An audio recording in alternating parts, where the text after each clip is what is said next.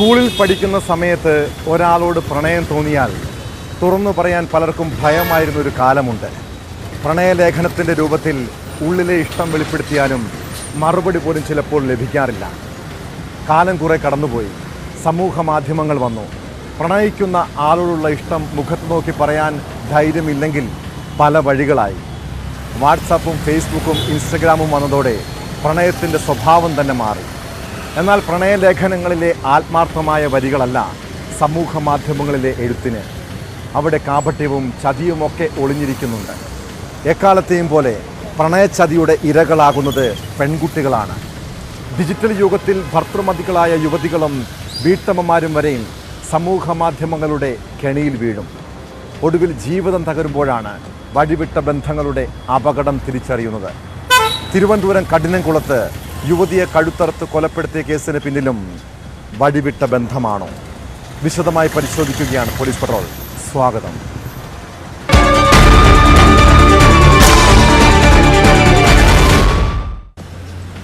തിരുവനന്തപുരം കഠിനംകുളത്തെ ക്ഷേത്ര പൂജാരി ഭാര്യയും മകനുമൊത്ത് സ്നേഹത്തിലും സന്തോഷത്തിലും ജീവിച്ചു പോന്നതാണ്. എന്നാൽ ഇപ്പോൾ പല വീടുകളിലും സംഭവിക്കുന്നത് പോലെ മൊബൈൽ ഫോണാണ് പൂജാരിയായ രാജീവിൻ്റെ കുടുംബജീവിതവും തകർത്തത്.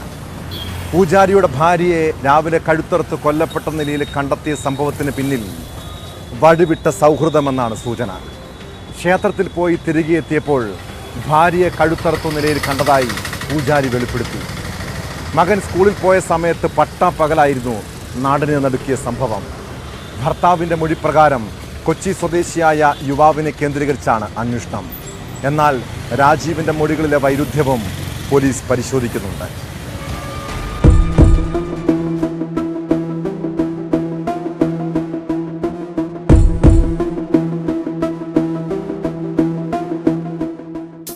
പാടിക്കവിളാകം ക്ഷേത്രത്തിൽ പൂജാരിയായ ഭർത്താവ് രാജീവ് രാവിലെ 11 മണിയോടെ വീട്ടിൽ തിരികെ എത്തുമ്പോഴാണ് ആതിരയെ കഴുത്തിൽ കുത്തേറ്റ് മരിച്ച നിലയിൽ കണ്ടെത്തിയത്.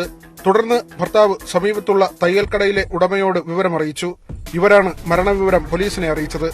എന്നെ ഇവിടെ റോഡിൽ ആരുമില്ല, ഞാൻ മാത്രമേ ഉള്ളൂ ഇതിനകത്ത്. എന്റെ അടുത്ത് വന്നിട്ട് പറഞ്ഞു, അണ്ണാ ആതിരയെ ആരോ കുത്തിക്കൊന്നിട്ടിരിക്കുന്നു. ഞാൻ പിന്നെ എന്ത് മറുപടി പറയാൻ? പിന്നെ ഞാൻ അപ്പൊ തന്നെ അവനെ വിളിച്ച് ഇവിടെ വരുത്തി, ഇവിടെ നിന്ന് അവനെ വിളിച്ചു വരുത്തി, പിന്നെ പോലീസിൽ വിളിച്ചു. 5 മിനിറ്റ് കൊണ്ട് പോലീസ് വന്നു. 8:30 മണിയോടെ ആതിര കുഞ്ഞിനെ സ്കൂളിലേക്ക് വാഹനത്തിൽ കയറ്റി വിടാനായി റോഡിൽ നിൽക്കുന്നത് കണ്ടതായി നാട്ടുകാർ പറയുന്നു. സ്കൂളിൽ 8:40 ആകുമ്പോൾ ഇവിടെ വണ്ടി വരും. കഴക്കൂട്ടത്ത് ജ്യോതിഷ് സെൻട്രൽ സ്കൂളിലാണ് പഠിക്കുന്നത്. ആ 8:40 വണ്ടിയിൽ അതിനെ കയറ്റി വിട്ടിട്ടാണ് ഈ കുട്ടി അങ്ങ് പോണത്. അതിനുശേഷം സംഭവിച്ചിരിക്കാം ഇത് എന്ന് ഞാൻ അനുമാനിക്കുന്നു. ആതിര അമിതമായി ഇൻസ്റ്റാഗ്രാം ഉപയോഗിക്കുന്നതിനെ പറ്റി രാജീവുമായി കഴിഞ്ഞ ദിവസങ്ങളിൽ തർക്കം നടന്നതായി സൂചനയുണ്ട്. എറണാകുളം സ്വദേശിയായ യുവാവുമായി ആതിര സൗഹൃദത്തിലായിരുന്നുവെന്നും പറയപ്പെടുന്നു. ഇതേ യുവാവിൽ നിന്ന് ഭീഷണിയുണ്ടെന്നും പോലീസിനോട് പരാതിപ്പെടേണ്ടതില്ലെന്നും പുറം ലോകമറിഞ്ഞാൽ ആതിര ആത്മഹത്യ ചെയ്യുമെന്ന് പറഞ്ഞതായും രാജീവ് വെളിപ്പെടുത്തിയെന്ന് നാട്ടുകാർ. ഇങ്ങനെ ഒന്ന് കൊല്ലൂന്നൊക്കെ പറഞ്ഞെന്ന്. അങ്ങനെ പോറ്റി പറഞ്ഞ് ഞങ്ങൾ എന്നാ പോലീസിൽ അറിയിക്കാം, പിന്നെ കൂട്ടുകാരുടെ അടുത്തൊക്കെ പറയാമെന്ന് പറഞ്ഞപ്പോൾ ആ കുട്ടി പറഞ്ഞ് വേണ്ട, പറയണ്ട, പറഞ്ഞു കഴിഞ്ഞാൽ ആരെങ്കിലും ഒക്കെ അറിഞ്ഞു കഴിഞ്ഞാൽ ഞാൻ ആത്മഹത്യ ചെയ്തളയെന്ന് പറയുന്നത്. അങ്ങനെയാണ് പിന്നെ ഉണ്ടെന്നാണ് ഇങ്ങനെ പോറ്റി പറയണത്. ഇൻക്വസ്റ്റ് നടപടികൾ പൂർത്തിയായി. സംഭവസ്ഥലത്ത് വിരലടയാള വിദഗ്ധരും ഫോറൻസിക് ഉദ്യോഗസ്ഥരും ഡോഗ് സ്ക്വാഡും എത്തി. വീടിന് പുറത്തുണ്ടായിരുന്ന ആതിരയുടെ സ്കൂട്ടർ കാണാതായിട്ടുമുണ്ട്.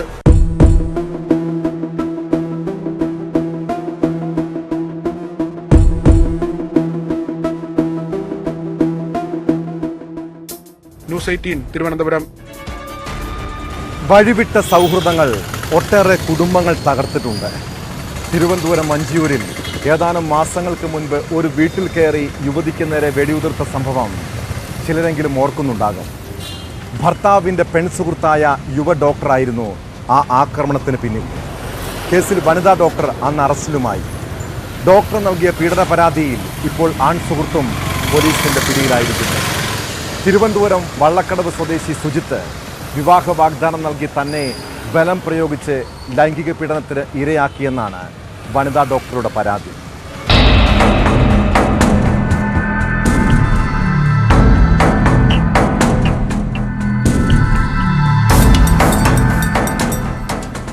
വനിതാ ഡോക്ടറും സുജിത്തും കൊല്ലത്ത് ഒന്നിച്ച് ജോലി ചെയ്തിരുന്നു. ഈ സമയത്തുണ്ടായ അടുപ്പമാണ് വെടിവെപ്പിൽ കലാശിച്ചത്. കൊറിയർ നൽകാനെന്ന വ്യാജേനയാണ് വനിതാ ഡോക്ടർ സുജിത്തിന്റെ വീട്ടിലെത്തി ഭാര്യയെ എയർഗൺ ഉപയോഗിച്ച് വെടിവെച്ചത്. സംഭവത്തിൽ വനിതാ ഡോക്ടറെ പോലീസ് അറസ്റ്റ് ചെയ്തിരുന്നു. പോലീസ് കസ്റ്റഡിയിലിരിക്കെയാണ് സുജിത്തിനെതിരെ പീഡന പരാതി നൽകിയത്. കൊല്ലത്തെ സ്വകാര്യ ആശുപത്രി സ്റ്റാഫ് ക്വാർട്ടേഴ്സിൽ വെച്ച് 2021 ഓഗസ്റ്റിൽ സുജിത്ത് ബലപ്രയോഗത്തിലൂടെ ലൈംഗിക പീഡനത്തിനിരയാക്കിയെന്നാണ് ഇവരുടെ പരാതി. തുടർന്ന് പെട്ടെന്ന് സൗഹൃദം അവസാനിപ്പിച്ച ദേഷ്യത്തിലാണ് സുജിത്തിന്റെ ഭാര്യയെ കൊലപ്പെടുത്തി പ്രതികാരം ചെയ്യാൻ തീരുമാനിച്ചതെന്നും വനിതാ ഡോക്ടർ പോലീസിന് മൊഴി നൽകിയിരുന്നു.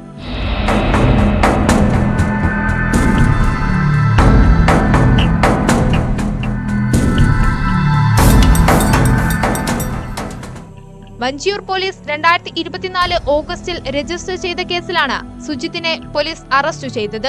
ലൈംഗികമായി പീഡിപ്പിക്കൽ, സ്ത്രീത്വത്തെ അപമാനിക്കൽ തുടങ്ങിയ കുറ്റങ്ങളാണ് ഇയാൾക്കെതിരെ ചുമത്തിയിട്ടുള്ളത്. കഴിഞ്ഞ വർഷം ജൂലൈ 28-നാണ് സുജിത്തിന്റെ ഭാര്യയെ വനിതാ ഡോക്ടർ വെടിവെച്ച് പരിക്കേൽപ്പിച്ചത്. 42 കിലോമീറ്ററോളം കാർ ഓടിച്ച് തിരുവനന്തപുരം നഗരമധ്യത്തിലെ വീട്ടിലെത്തിയായിരുന്നു കൊലപാതക ശ്രമം. കൊറിയർ നൽകാനെന്ന വ്യാജേന പോയ ശേഷം എയർ പിസ്റ്റൾ കൊണ്ട് വീട്ടമ്മയെ വെടിവെക്കുകയായിരുന്നു. തലയിൽ കൊള്ളാതിരിക്കാൻ കൈകൊണ്ട് മുഖം മറയ്ക്കുന്നതിനിടെ വീട്ടമ്മയുടെ ഇടതുകൈയിൽ പെല്ലറ്റ് തുളച്ചു കയറി. ഒരു സിനിമയിൽ നിന്ന് പ്രചോദനം ഉൾക്കൊണ്ടാണ് എയർഗൺ ഉപയോഗിച്ച് വെടിവെക്കാനുള്ള തീരുമാനത്തിലേക്ക് എത്തിയതെന്നായിരുന്നു ഡോക്ടർ പോലീസിനോട് പറഞ്ഞത്.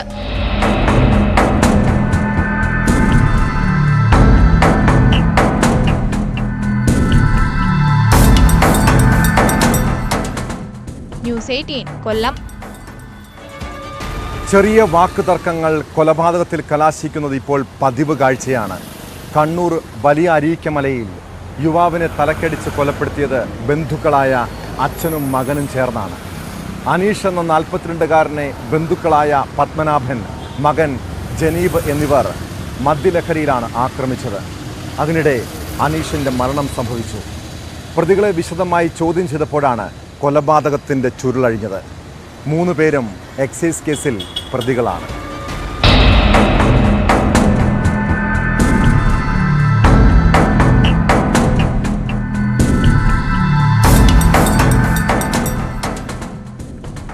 വലിയ അരീക്കാമല സ്വദേശി CK അനീഷിനെ കൊലപ്പെടുത്തിയ കേസിലാണ് ബന്ധുവായ പത്മനാഭൻ, മകൻ ജിനീബ് എന്നിവരെ കുടിയാൻമല പോലീസ് അറസ്റ്റ് ചെയ്തത്.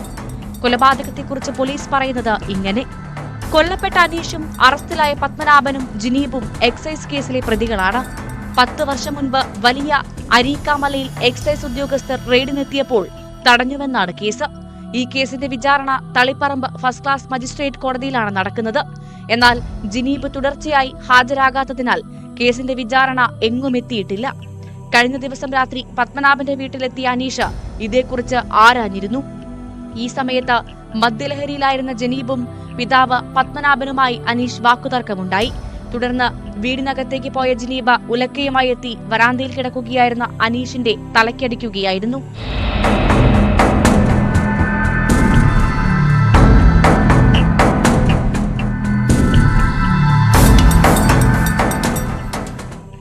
സംഭവം നടക്കുമ്പോൾ വീട്ടിൽ മറ്റാരും ഉണ്ടായിരുന്നില്ല.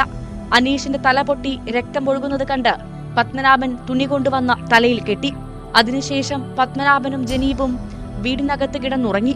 പിറ്റേന്ന് രാവിലെ എഴുന്നേറ്റപ്പോഴാണ് അനീഷ് മരിച്ചു കിടക്കുന്നത് കണ്ടത്.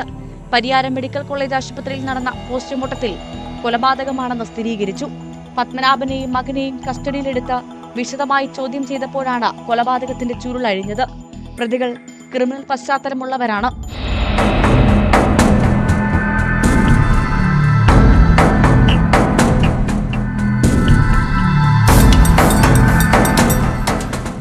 ന്യൂസ് 18 കണ്ണൂർ. നടൻ വിനായകൻ മികച്ച നടനൊക്കെ ആയിരിക്കാം എന്നു കരുതി നാട്ടുകാരുടെ നെഞ്ചത്ത് കയറാനൊന്നും അയാൾക്കാരും അധികാരം കൊടുത്തിട്ടില്ല. കഴിഞ്ഞ ദിവസം വിനായകൻ കൊച്ചിയിലെ ഫ്ളാറ്റിൽ നിന്ന് നഗ്നതാ പ്രദർശനം നടത്തിയ സംഭവം വലിയ വിവാദമായിട്ടുണ്ട്. ഇതോടെ നടൻ മാപ്പ് പറഞ്ഞ് രംഗത്തെത്തിയിരിക്കുന്നു. തൻ്റെ ഭാഗത്തു നിന്നുണ്ടായ എല്ലാ നെഗറ്റീവ് എനർജികൾക്കും പൊതുസമൂഹത്തോട് മാപ്പ് ചോദിക്കുന്നതായി വിനായകൻ ഫേസ്ബുക്കിൽ കുറിച്ചു. സംഭവത്തിൽ പരാതി ലഭിച്ചാൽ മാത്രം കേസെടുക്കാമെന്നാണ് പോലീസിന്റെ നിലപാട്.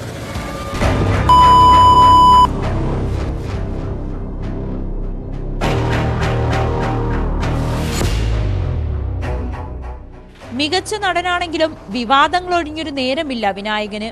കഴിഞ്ഞ ദിവസം ഫ്ളാറ്റിന്റെ ബാൽക്കണിയിൽ നിന്നും നഗ്നതാ പ്രദർശനം നടത്തിയത് വലിയ വിമർശനങ്ങൾക്ക് വഴിവെച്ചതോടെയാണ് മാപ്പ് പറഞ്ഞ് വിനായകൻ രംഗത്തെത്തിയത്. സിനിമാ നടനെന്ന നിലയിലും വ്യക്തിയെന്ന നിലയിലും പല വിഷയങ്ങളും കൈകാര്യം ചെയ്യാൻ എനിക്ക് പറ്റുന്നില്ല. എന്റെ ഭാഗത്തു നിന്നുണ്ടായ എല്ലാ നെഗറ്റീവ് എനർജികൾക്കും പൊതുസമൂഹത്തോട് ഞാൻ മാപ്പ് ചോദിക്കുന്നു. ചർച്ചകൾ തുടരട്ടെ എന്നാണ് വിനായകൻ ഫേസ്ബുക്കിൽ കുറിച്ചത്. ഒരു കെട്ടിടത്തിന്റെ ബാൽക്കണിയിൽ നിന്നും താഴേക്ക് നോക്കി പച്ചത്തെറി വിളിക്കുകയും നഗ്നത പ്രദർശിപ്പിക്കുകയും ചെയ്യുന്ന വിനായകന്റെ വീഡിയോയാണ് പ്രചരിക്കുന്നത്. അയൽവാസികളോടാണ് നടൻ മോശമായി പെരുമാറിയതെന്നാണ് വിവരം.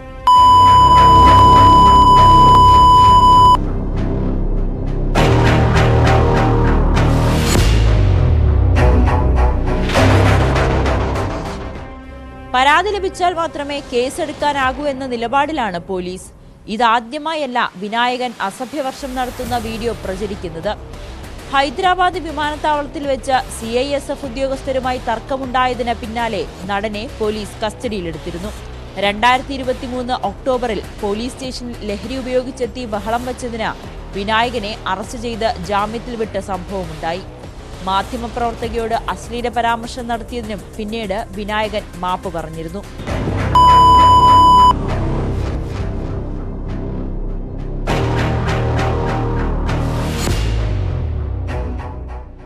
ന്യൂസ് 18 കൊച്ചി. സിനിമാ താരങ്ങളെപ്പോലെ സെലിബ്രിറ്റിയായതിൻ്റെ അഹങ്കാരം ചില യൂട്യൂബർമാർക്കുമുണ്ട്. പൊതുസ്ഥലത്ത് ഇവർ കാട്ടിക്കൂട്ടുന്ന പരാക്രമങ്ങൾ പലപ്പോഴും അതിരുവിടും. തൃശ്ശൂരിൽ ബൈക്കിൽ സഞ്ചരിക്കുകയായിരുന്ന വിദ്യാർത്ഥികളെ കാറിടിച്ച് കൊലപ്പെടുത്താൻ ശ്രമിച്ചത് മണവാളൻ എന്നറിയപ്പെടുന്ന ബ്ലോഗറാണ്. കോളേജിലുണ്ടായ തർക്കത്തെ തുടർന്ന് കഴിഞ്ഞ ഏപ്രിൽ 19 മുഹമ്മദ് ഷഹീൻ ഷാ എന്ന മണവാളൻ 2 വിദ്യാർത്ഥികളെ കൊലപ്പെടുത്താൻ ശ്രമിച്ചത്. സംഭവത്തിന് ശേഷം ഒളിവിലായിരുന്ന പ്രതിയെ പോലീസ് അറസ്റ്റ് ചെയ്തു. പോലീസിൻ്റെ പിടിയിലായിട്ടും ഇവരുടെ ഹുങ്ക് കുറഞ്ഞിട്ടില്ല. ജയിലിന് മുന്നിലും യൂട്യൂബർ മണവാളൻ റീൽസ് ചിത്രീകരണം നടത്തി. നിയമത്തെ വെല്ലുവിളിച്ചുകൊണ്ട് ശക്തമായി തിരിച്ചുവരുമെന്ന് റീൽസിൽ പറയുന്നുണ്ട്.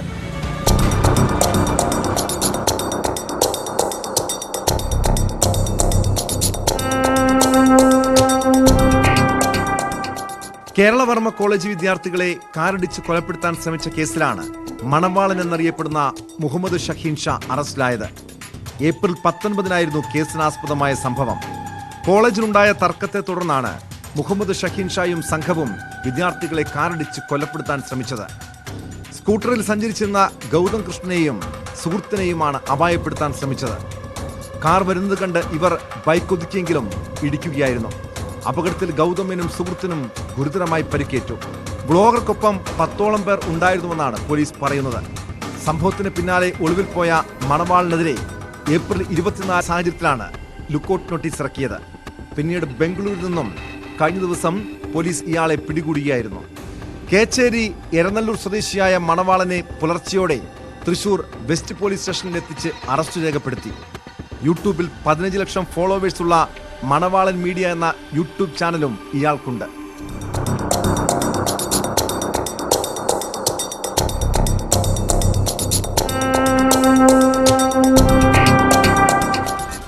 ന്യൂസ് 18 തൃശൂർ. മിമിക്രി കലാകാരനായും ടെലിവിഷൻ പരമ്പരകളിലൂടെയും മലയാളികളെ ഏറെ ചിരിപ്പിച്ച നടനാണ് കൂട്ടിക്കൽ ജയചന്ദ്രൻ. എന്നാൽ ഇയാളുടെ തനി സ്വഭാവം പുറത്തറിഞ്ഞത് കോഴിക്കോട് 4 വയസ്സുകാരിയെ പീഡിപ്പിച്ച കേസിൽ പ്രതി ചേർക്കപ്പെട്ടപ്പോഴാണ്. ബന്ധുവായ പെൺകുട്ടിയെ പീഡിപ്പിച്ച സംഭവത്തിൽ പോലീസ് കേസെടുത്ത് 7 മാസം കഴിഞ്ഞിട്ടും നടനെ പിടികൂടാൻ കഴിഞ്ഞിട്ടില്ല.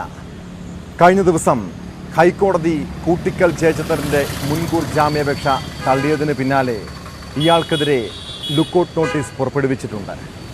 നടനെ ഉടൻ പിടികൂടുമെന്ന് പോലീസും അറിയിച്ചു.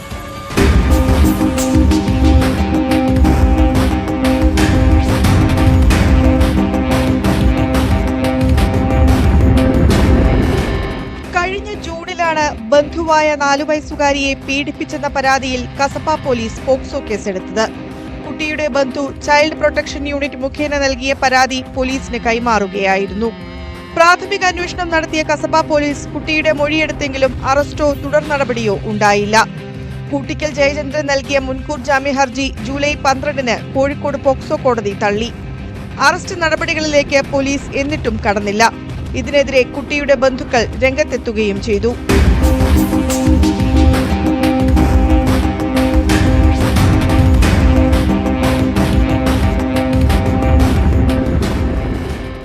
അന്വേഷണം പുരോഗമിക്കുന്നതായി പോലീസ് ആവർത്തിക്കുന്നതിനിടെ നഗരത്തിൽ തന്നെ പ്രതി ഒളിവിൽ കഴിഞ്ഞതായി ആരോപണമുയർന്നിരുന്നു. പ്രത്യേക അന്വേഷണ സംഘത്തെ നിയോഗിച്ചിട്ടും ജയചന്ദ്രനെ കണ്ടെത്താനായില്ല. മുൻകൂർ ജാമ്യത്തിനായി പ്രതി ഹൈക്കോടതിയെ സമീപിച്ചെങ്കിലും കഴിഞ്ഞയാഴ്ച ഹർജി തള്ളി.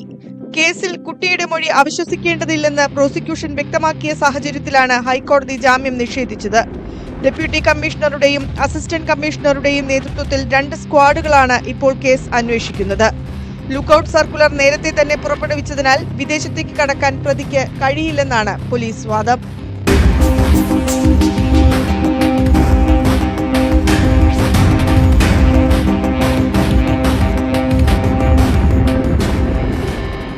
ന്യൂസ് 18 കോഴിക്കോട്. കൗമാരപ്രായം ഒരു കൈവിട്ട കാലമാണ്. ആൺകുട്ടികളെ സംബന്ധിച്ച് ലഹരിക്കേണി, പെൺകുട്ടികളെ വേട്ടയാടുന്ന പ്രണയച്ചതി. മലപ്പുറത്ത് പ്രായപൂർത്തിയാകാത്ത 2 പെൺകുട്ടികളെയാണ് പ്രണയം നടിച്ച് പീഡിപ്പിച്ചത്. തിരൂരിൽ 10ാം ക്ലാസ്സുകാരി ഗർഭിണിയായപ്പോഴാണ് പീഡന വിവരം പുറത്തറിയുന്നത്. കേസിൽ തിരൂർ വെട്ടം സ്വദേശി നിഖിലിനെ പോലീസ് അറസ്റ്റ് ചെയ്തു. വണ്ടൂരിൽ +1 വിദ്യാർത്ഥിനിയെ പീഡിപ്പിച്ച കേസിൽ എടവണ്ണ സ്വദേശി ശ്രേയസ് പിടിയിലായി.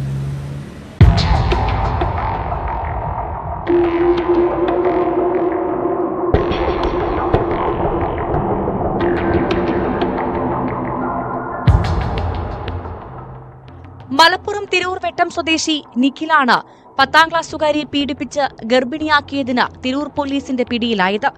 ആരോഗ്യ പ്രശ്നങ്ങളെ തുടർന്ന് ആശുപത്രിയിൽ ചികിത്സ തേടിയപ്പോഴാണ് 10ാം ക്ലാസ്സുകാരി ഗർഭിണിയാണെന്ന് മനസ്സിലായത്. തുടർന്ന് പോലീസ് നടത്തിയ അന്വേഷണത്തിലാണ് നിഖിൽ പിടിയിലായത്. പോക്സോ വകുപ്പുകൾ ചുമത്തി കോടതിയിൽ ഹാജരാക്കിയ പ്രതിയെ റിമാൻഡ് ചെയ്തു. പെൺകുട്ടിയെ സുരക്ഷിത കേന്ദ്രത്തിലേക്ക് മാറ്റിയിട്ടുണ്ട്.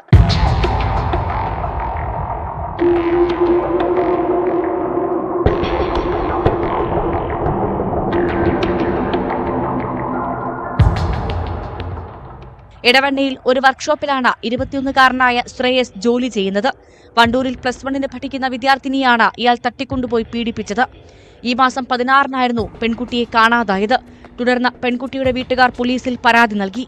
ഇതുപ്രകാരം നടത്തിയ അന്വേഷണത്തിലാണ് പെൺകുട്ടിയെ യുവാവിന്റെ കൂടെ കണ്ടെത്തിയത്. തൃശൂർ, വയനാട്, മൈസൂർ, ബംഗളൂരു എന്നിവിടങ്ങളിൽ കൊണ്ടുപോയി പെൺകുട്ടിയെ പീഡിപ്പിച്ചതായി പോലീസ് കണ്ടെത്തി.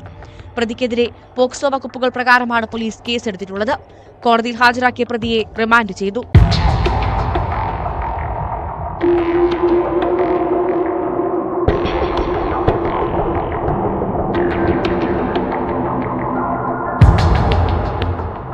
ന്യൂസ് 18 മലപ്പുറം. വിവാഹ പാർട്ടിക്കിടെ യുവാക്കളുടെ റീൽസ് ചിത്രീകരണം പലപ്പോഴും അതിര് കടക്കുന്നുണ്ട്. കോഴിക്കോട് വിവാഹ പാർട്ടിക്കിടെ യുവാക്കളുടെ റീൽസ് ചിത്രീകരണം പലപ്പോഴും അതിര് കടക്കുന്നുണ്ട്. കോഴിക്കോട് വളയത്ത് കാറിൽ അപകടകരമായി യാത്ര ചെയ്താണ് യുവാക്കൾ റീൽസ് ചിത്രീകരിച്ചത്. വരനൊപ്പം സഞ്ചരിക്കുകയായിരുന്ന യുവാക്കൾ കാറിൻ്റെ ഡോറിലിരുന്നും അപകടകരമായി ഡ്രൈവിംഗ് നടത്തിയും ഗതാഗത തടസ്സമുണ്ടാക്കി. ഇതുമാത്രമല്ല കേട്ടോ, നടറോഡിൽ പടക്കം പൊട്ടിച്ചും പൂത്തിരി കത്തിച്ചുമായിരുന്നു യാത്ര. സംഭവത്തിൽ പോലീസിൻ്റെയും മോട്ടോർ വാഹന വകുപ്പിൻ്റെയും നടപടി പിന്നാലെ വരുന്നുണ്ട്.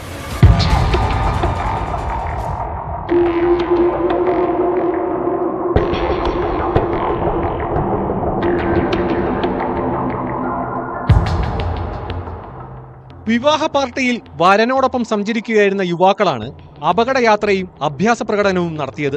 കാറിന്റെ ഡോറിലിരുന്നും അപകടകരമായി ഡ്രൈവിംഗ് നടത്തിയും ഗതാഗത തടസ്സമുണ്ടാക്കിയുമായിരുന്നു റീൽ ചിത്രീകരണം. 3 കിലോമീറ്ററോളം ദൂരം ഇങ്ങനെ യാത്ര തുടർന്നു. പടക്കം പൊട്ടിച്ചും പൂത്തിരി കത്തിച്ചുമായിരുന്നു യുവാക്കളുടെ കാർ യാത്ര.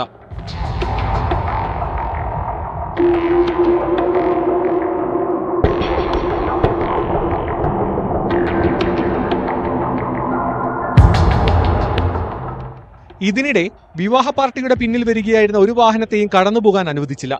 വരൻ ഉൾപ്പെടെ റീൽ ചിത്രീകരണത്തിൽ ഉൾപ്പെട്ടിരുന്നു. ആഡംബര കാറുകളും അപകടയാത്രയിൽ പങ്കെടുക്കുന്ന ദൃശ്യങ്ങൾ പുറത്തു വന്നിട്ടുണ്ട്. ദൃശ്യങ്ങളുടെ അടിസ്ഥാനത്തിൽ പോലീസും മോട്ടോർ വാഹന വകുപ്പും അന്വേഷണം തുടങ്ങി.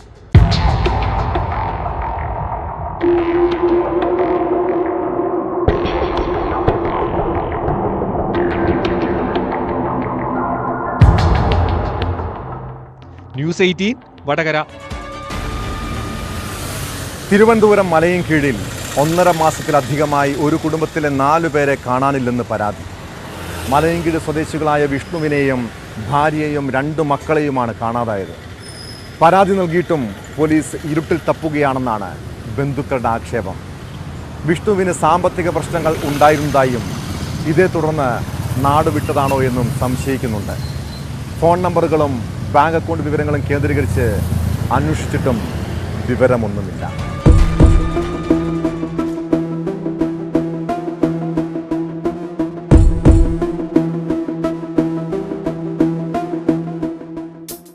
മലയൻകീഴ് വിളവൂർക്കൽ ശിവശൈലം വീട്ടിൽ വിഷ്ണു, ഭാര്യ കാവ്യ, ഇവരുടെ മക്കളായ 4 വയസ്സുള്ള അൻവിക, 3 മാസം പ്രായമുള്ള അദ്വൈത് എന്നിവരെയാണ് കാണാതായതായി പരാതിയുള്ളത്.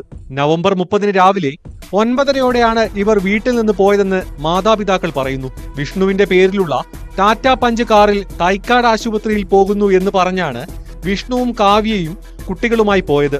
ആർമി റിട്ടയർഡ് ഉദ്യോഗസ്ഥനായ അച്ഛനും അമ്മയും ഇവരെക്കുറിച്ച് വിവരം ലഭിക്കാതെ വിഷമത്തിലാണ്. Malayankeezhu police, Kattakkada DYSP, rural SP, മുഖ്യമന്ത്രി എന്നിവർക്ക് പരാതി നൽകിയെങ്കിലും ഇതുവരെയും ഇവരെ കണ്ടുപിടിക്കാനായിട്ടില്ലെന്ന് മാതാപിതാക്കൾ പറഞ്ഞു.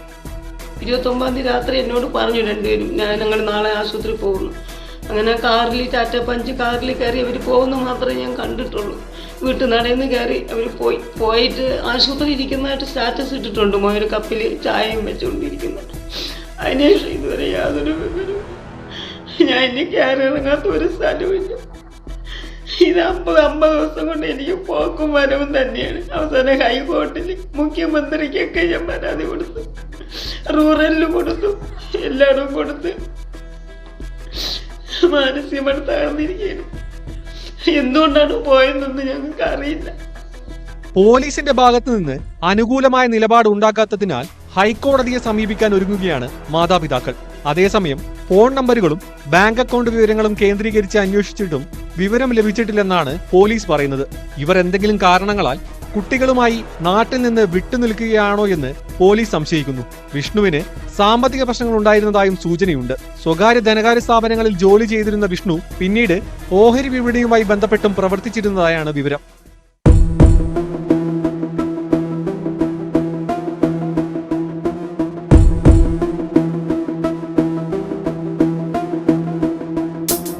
ന്യൂസ് 18 നെയ്യാറ്റിങ്കര.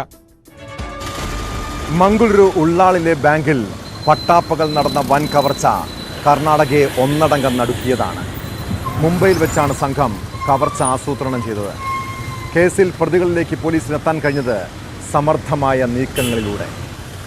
തമിഴ്നാട്ടിൽ നിന്നും പിടിയിലായ സംഘം തെളിവെടുപ്പിനിടെ പോലീസ് കസ്റ്റഡിയിൽ നിന്നും രക്ഷപ്പെടാനും ശ്രമിച്ചു. അതിനിടെ സിനിമയെ വെല്ലുന്ന രീതിയിൽ പോലീസിൻ്റെ വെടിവെപ്പും. മുംബൈ സ്വദേശി കണ്ണൻ മണിക്ക് നേരെയാണ് വെടിവെപ്പുണ്ടായത്. കേസിൽ മറ്റു പ്രതികൾക്കായി അന്വേഷണം ഊർജിതമാക്കിയിട്ടുണ്ട്. അതേസമയം ബംഗളൂരുവിൽ 2 സുരക്ഷാ ജീവനക്കാരെ വെടിവെച്ച് 94 ലക്ഷം രൂപ കവർന്ന കേസിൽ പ്രതികളെ പിടികൂടാൻ ഇതുവരെയും കഴിഞ്ഞിട്ടില്ല.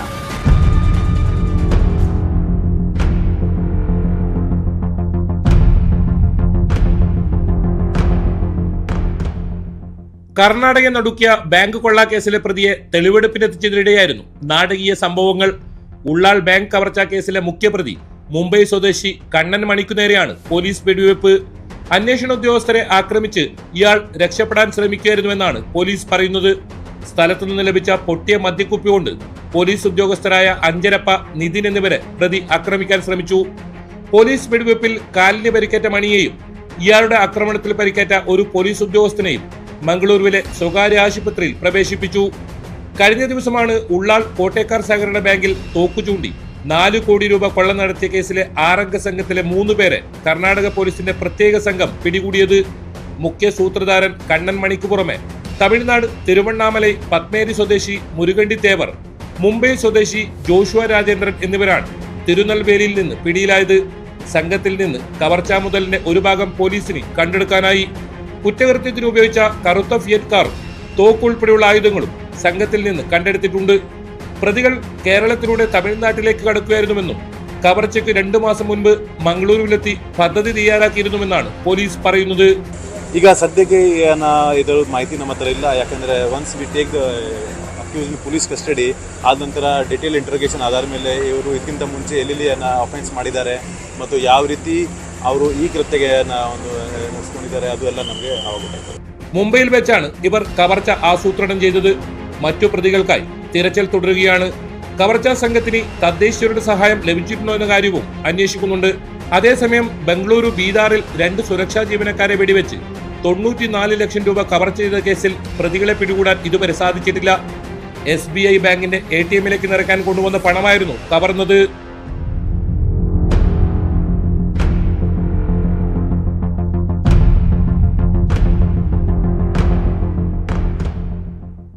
ന്യൂസ് 18 മംഗളൂരു. കുറ്റകൃത്യങ്ങളുടെ മറ്റു ചില വാർത്തകൾ ചുരുക്കത്തിൽ. ബോബി ചെമ്മണ്ണൂരിന് ജയിലിൽ വഴിവിട്ട സഹായം നൽകിയ ഉദ്യോഗസ്ഥർക്കെതിരെ നടപടി. Jail DIG Ajayakumar, Kakkanad jail superintendent Raju Abraham എന്നിവർക്ക് സസ്പെൻഷൻ. കണ്ണൂർ മാലൂരിൽ അമ്മയും മകനും വീട്ടിൽ മരിച്ച നിലയിൽ. നിട്ടാറമ്പ് സ്വദേശികളായ നിർമ്മല, മകൻ സുമേഷ് എന്നിവരാണ് മരിച്ചത്. മലപ്പുറം കൊണ്ടോട്ടിയിൽ നവവധു ആത്മഹത്യ ചെയ്ത കേസിൽ ഭർത്താവ് അബ്ദുൾ വാഹിദ് റിമാൻഡിൽ. വാഹിദിനെതിരെ ആത്മഹത്യാ പ്രേരണ, ഭർതൃപീഡനം തുടങ്ങിയ വകുപ്പുകൾ. ബംഗളൂരുവിൽ നിന്ന് വിൽപ്പനയ്ക്കായി എത്തിച്ച 226 ഗ്രാം MDMA കോഴിക്കോട് കുന്നമംഗലം പോലീസും ഡാൻസ് സ്റ്റാഫും ചേർന്ന് പിടികൂടി. ഉമ്മളത്തൂർ സ്വദേശി അഭിനവ്, മഞ്ചേശ്വരം സ്വദേശി ഇബ്രാഹിം മുസമ്മിൽ എന്നിവർ അറസ്റ്റിൽ. ട്രെയിനിൽ കൊണ്ടുവന്ന 80 കിലോ കഞ്ചാവുമായി 2 പേർ എറണാകുളത്ത് പിടിയിൽ. പിടിയിലായത് ബീഹാർ സ്വദേശി പപ്പുകുമാർ, UP സ്വദേശി മുഹമ്മദ് സാക്കിബ് എന്നിവർ. സാറിനെ പുറത്തു കിട്ടിയാൽ തീർത്ത് കളയും. കൊന്നിടുമെന്ന് പറഞ്ഞാൽ കൊന്നിടും. മര്യാദയ്ക്ക് ഫോൺ തന്നു. പാലക്കാട് തൃത്താലയിൽ അധ്യാപകനെതിരെ +2 വിദ്യാർത്ഥി നടത്തിയ കൊലവിളിയാണിത്. Palakkad Anakkara government higher secondary സ്കൂളിൽ കഴിഞ്ഞ ദിവസമുണ്ടായ സംഭവം മാറുന്ന തലമുറയുടെ മനോഭാവമാണ് തുറന്നു കാട്ടുന്നത്. സ്കൂളിൽ മൊബൈൽ കൊണ്ടുവരുതെന്ന് കർശന നിർദ്ദേശമുണ്ടായിരുന്നു. ഇത് ലംഘിച്ച് മൊബൈലുമായി വന്ന വിദ്യാർത്ഥിയെ അധ്യാപകൻ കൈയോടെ പിടികൂടി. ഫോൺ പ്രധാന അധ്യാപകന് കൈമാറുകയും ചെയ്തു. ഇത് ചോദിക്കാൻ വേണ്ടി എത്തിയപ്പോഴാണ് വിദ്യാർത്ഥി പ്രധാന അധ്യാപകന് നേരെ കൊലവിളി നടത്തിയത്. ഇതിനെ ഒരൊറ്റ വാക്കിൽ പറഞ്ഞാൽ വളർത്തുദോഷം. മക്കളെ അടിഞ്ഞാടാൻ വിട്ടാൽ മാതാപിതാക്കൾ തന്നെ അനുഭവിക്കേണ്ടി വരുമെന്ന് ഓർത്തോളൂ. ഇതോടെ ഇന്നത്തെ പോലീസ് പട്രോൾ പൂർണ്ണമാകുന്നു. നമസ്കാരം.